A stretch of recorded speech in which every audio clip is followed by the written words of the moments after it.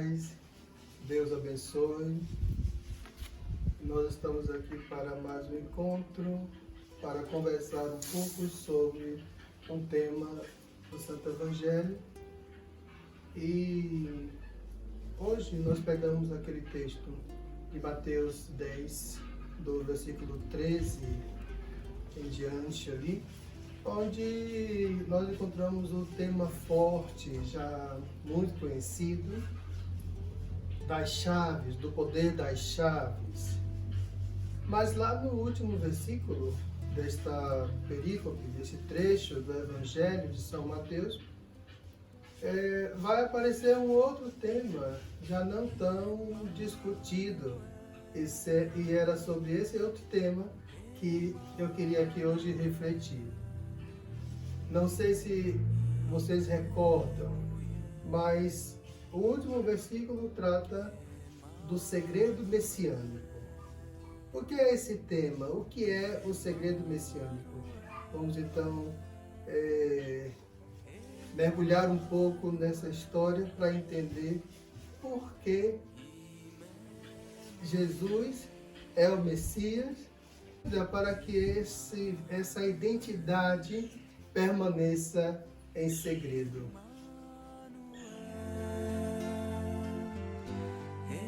Jesus quis que a sua verdadeira identidade permanecesse em segredo.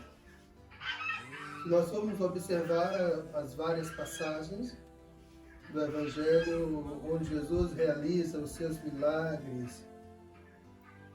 A gente percebe que ali está se cumprindo nele aquilo que as profecias já haviam falado sobre o Messias.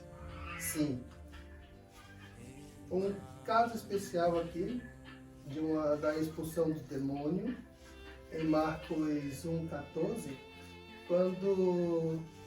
aliás, é Marcos 1,34, né? E ali, quando Jesus diz ao demônio, cala-te, o evangelista vai dizer, porque o demônio sabia quem ele era. Então Jesus não permitia que eles falassem quem ele era, que ele revelasse quem ele era. Nesse texto de hoje, ele está ali com os discípulos, e quando ele pergunta, quem dizem os homens a respeito de mim, quem eu sou? E Pedro diz, tu és o Messias, o Filho de Deus, não é? O ungido, o enviado. Ok. E ele diz a Pedro que não foi a carne nem o sangue que revelou isso, mas o Pai Eterno que revelou a identidade do seu filho para Pedro. Enfim, é onde nós já falamos sobre esse tema desse evangelho de hoje, o poder das chaves, etc. Mas que não é sobre isso que nós queremos aqui falar, mas sobre a questão do segredo messiânico. Porque no último versículo, ele vai dizer, não diga isso a ninguém. Então isso deve permanecer ainda escondido. Ora, foi uma vontade de Jesus que isso acontecesse. E essa revelação ela veio ser planificada depois da sua ressurreição. Então aí foi dito abertamente que ele era o Messias, mas antes não. Existia na época, aqui nesse contexto histórico de Israel, um problema, eu poderia dizer assim, político também, sim. Por quê? Os judeus esperavam um Messias político, alguém que governasse, alguém que desse a Israel o lugar que merecia, um destaque enquanto nação. Então essa ideia foi sendo construída, claro, ao longo de muito tempo na mentalidade dos judeus, embora também sabendo eles que o Messias era um Salvador. Ora, se Deus criou toda a humanidade, Deus não enviaria um Salvador apenas para uma nacionalidade, apenas para um povo. É como se Jesus viesse agora e salvasse apenas os brasileiros, né? No entanto, toda a humanidade é a criação de Deus. Então, esse Messias, ele precisa, com a sua presença, atingir toda a criação a partir dos homens, salvando o homem, ele ao mesmo tempo que restabelece toda a criação. Então, Jesus vai, nesse caso, mostrar com sua vida, com as suas ações, que ele é o Messias, mas ele não vai se permitir ser proclamado publicamente o Messias. Exatamente porque seria uma reviravolta e todos iriam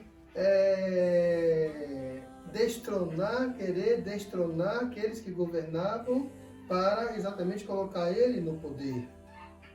E nunca foi intenção de Jesus o poder político, porque não é pelo poder político que Deus governa o mundo e ao mesmo tempo também governa quando aqueles governantes são pessoas de fé. Lógico, essas pessoas pressupõem que, sendo pessoas de fé, elas serão também norteadas, orientadas pela fé, né?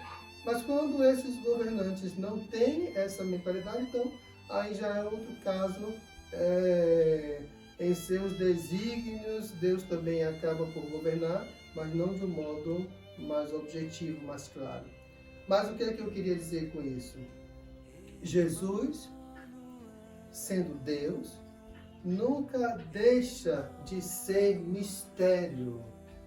Jesus, sendo Deus, nunca deixa de ser esse mistério insondável. Mesmo nós, quando morremos, quando chegamos no céu, ainda assim não teremos o conhecimento pleno sobre Deus. Então, Jesus, palavra eterna do Pai, Deus revelado, Deus entre nós, caminha conosco e ao mesmo tempo ele permanece com sua presença misteriosa entre os homens. Para que vendo, não vejam. É uma frase tão sem sentido, mas se tratando de Deus, ela ganha todo o sentido. E assim, com essa ideia que o Jesus histórico aplica na sua vida, de estar conosco, mas de permanecer de um modo ainda meio que escondido. Aqui a gente entendeu qual foi o intuito, porquê, exatamente para que não distorcessem o sentido da sua presença ali no meio de nós, ali no meio deles. Então Jesus prefere ficar escondido. Depois, quando revelado, ele volta para o Pai, mas ainda permanece no meio de nós de um modo escondido. A presença de Jesus na Eucaristia é ainda essa presença escondida, essa presença misteriosa no meio de nós. Isso é muito interessante, porque se Jesus estivesse no meio de nós, de um modo tal como ele é, ali como transfigurado no Monte Tabor, certamente seria muitas as adesões. Muitas pessoas correriam para ele e diriam: Senhor, Senhor. No entanto, não seria uma atitude de fé, mas uma atitude de interesse. Infelizmente, nós assistimos isso. Talvez pela nossa miséria, pela miséria humana, quantas pessoas procuram a Deus para fazer comércio, porque tem um determinado interesse, então elas procuram a Deus, porque precisa de determinadas coisas. Deus até concede, porque no alto de sua infinita sabedoria, Ele sabe da nossa fraqueza. Ele sabe que também daquele modo, aquela pessoa pode chegar ao conhecimento da verdade. E aí, uma vez atingindo o conhecimento da verdade, já não é mais por outros interesses que se busca a Deus, senão pelo único interesse válido, porque o ama.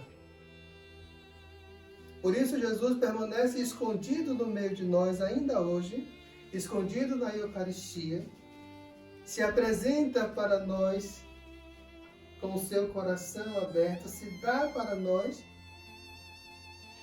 mas de uma maneira ainda escondida. Porque se não olharmos para Ele com os olhos da fé, não o atingiremos. Como posso dizer, não o acessaremos. Então, que esse mistério, esse segredo messiânico seja revelado nos nossos corações. No coração de cada um que se aproxima de Jesus, porque o ama. Tão somente isso. Uma coisa é certa, por Ele nós já somos amados. E quando nós o amamos, apenas nós respondemos ou correspondemos ao seu amor. Por isso, meus irmãos, minhas irmãs, convido vocês a abrirem o coração e amar verdadeiramente a Jesus.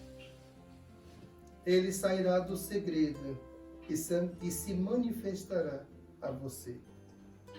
Ele sairá do segredo e sua luz abraçará também a você.